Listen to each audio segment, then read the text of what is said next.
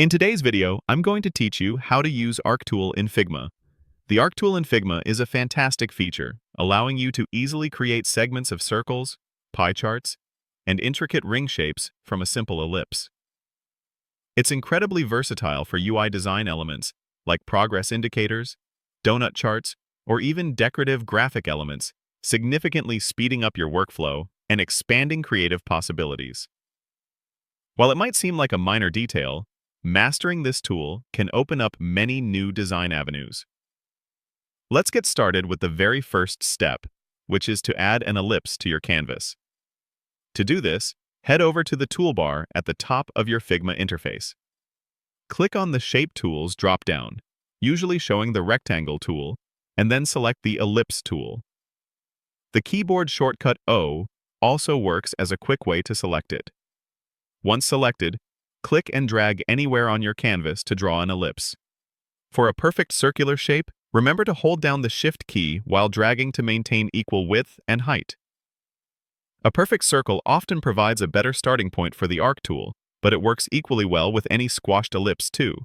Just ensure your ellipse is selected on the canvas before proceeding to the next step. With your ellipse ready and selected, the next step is to activate the Arc tool and begin making adjustments.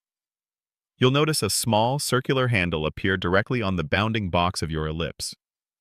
This handle is your gateway to the Arc tool's powerful features. You'll typically find it on the right side of the ellipse's bounding box. Click on this small arc icon, and you'll immediately see a transformation. Upon clicking, 3 distinct handles will become visible around your ellipse, each controlling a different aspect of the arc: ratio, and sweep. Understanding what each one does is key to mastering this tool and precisely shaping your designs.